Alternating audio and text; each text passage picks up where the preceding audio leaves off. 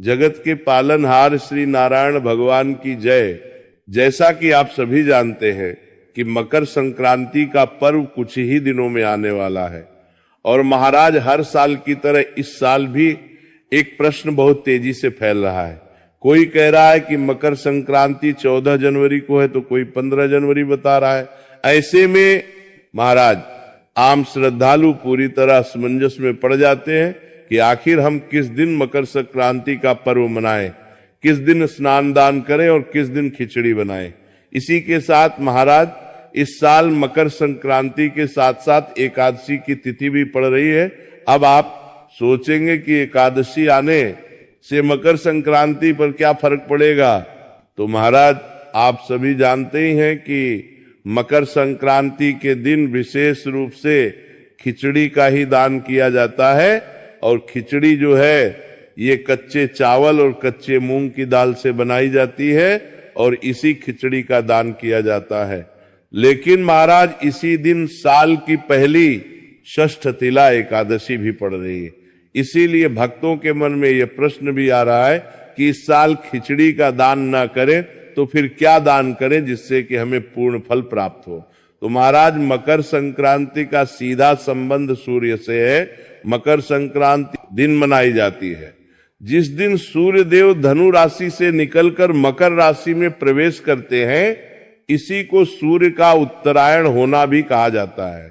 अब महाराज इसे ध्यान से समझिए कि उत्तरायण का अर्थ केवल दिशा परिवर्तन नहीं है, इसका अर्थ है कि सूर्य की किरणें अब धीरे धीरे पृथ्वी पर सीधी पड़ने लगती हैं, ठंड कम होने लगती है, दिन बड़े होने लगते हैं और जीवन में सकारात्मक ऊर्जा का संचार होने लगता है। यही कारण है कि हमारे शास्त्रों में उत्तरायण को देवताओं का दिन कहा गया है। और महाराज इस वर्ष सूर्य देव 14 जनवरी 2026 बुधवार के दिन ही मकर राशि में प्रवेश कर रहे हैं। ये प्रवेश दोपहर के समय लगभग 3 बजे के आसपास हो रहा है। शास्त्रों के अनुसार चाहे सूर्य का प्रवेश सुबह हो, दोपहर हो या शाम को, जिस कैलेंडर तिथि में सूर्य का मकर में प्रवेश होता है उसी दिन मकर संक्रांति मनाई जाती है। इसी कारण महाराज इस वर्ष मकर संक्रांति पूरे भारत में 14 जनवरी 2026 को ही मनाई जाएगी। इसीलिए महाराज 15 जनवरी को मकर संक्रांति मानना शास्त्रीय रूप से उचित नहीं है। तो महाराज अब यहाँ तक तो बात बिल्कुल स्पष्ट हो गई कि मकर संक्रांति 14 जनवरी बुधवार को ही है।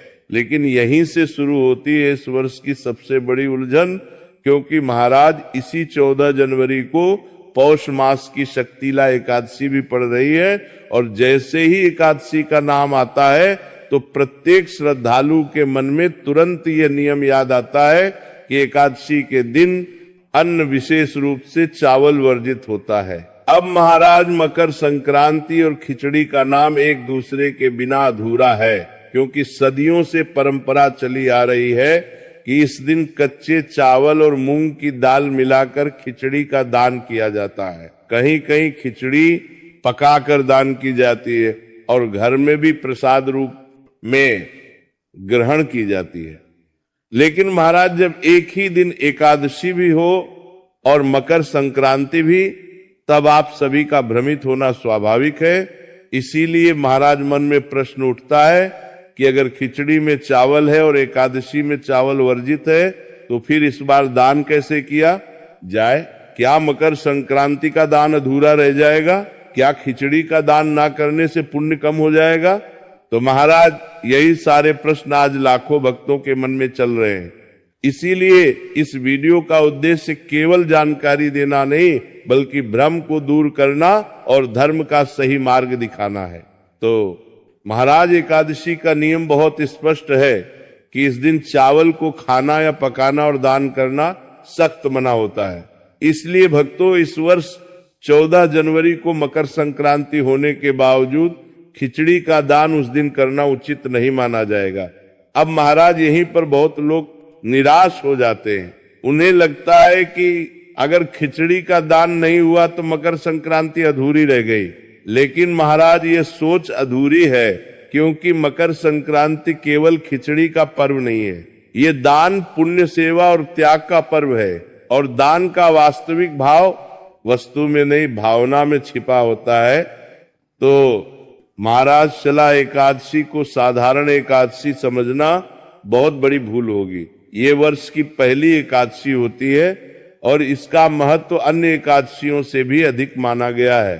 शास्त्रों में बताया गया है कि इस एकादशी का नाम ही तिल के ऊपर रखा गया, क्योंकि इस दिन तिल का दान, तिल का सेवन और तिल से संबंधित कार्य विशेष फल देने वाले माने गए हैं। इसीलिए महाराज अब जरा ध्यान से समझिए, एक और मकर संक्रांति जिसमें तिल और गुड़ का विशेष महत्व है, दूसरी ओर शटला एकादशी जिसमें तिल को मोक्षदायक बताया गया है। और जब दो ऐसे पर्व एक साथ आते हैं जिनका केंद्र बिंदु तिल हो, तो यह कोई संयोग नहीं बल्कि एक दिव्य संकेत होता है।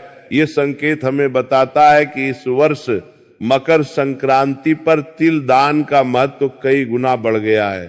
अब महाराज बहुत से लोग ये भी पूछते हैं कि खिचड़ी का दान क्यों इतना महत्वपूर्ण माना गया है, तो इसका उत्तर यह है कि खिचड़ी में चावल और दाल दोनों होते हैं जो अन्न का पूर्ण रूप माने जाते हैं। अन्न दान को सभी दानों में श्रेष्ठ बताया गया है। इसी कारण मकर संक्रांति पर खिचड़ी का दान सबसे बड़ा पुण्य माना गया। लेकिन महाराज जब शास्त्र स्वयं एकादशी के दिन चावल दान को वर्जित कर रहे हैं, तो धर्म हमें यह भी सिखाता है कि विकल्प भी धर्म का ही भाग होता है। इसीलिए शास्त्र कहते हैं कि यदि किसी कारणवश मुख्य दान न किया जा सके तो उसी भाव से किया गया वैकल्पिक दान भी उतना ही फल देता है। और महाराज यही कारण है कि इस वर्ष मकर संक्रांति पर काले तिल और गुड़ का दान खिचड़ी दान के समान ही नहीं बल्कि कई गुना अधिक फलदायक बताया गया है, क्योंकि तिल को शास्त्रों में पाप नाशक कहा गया है।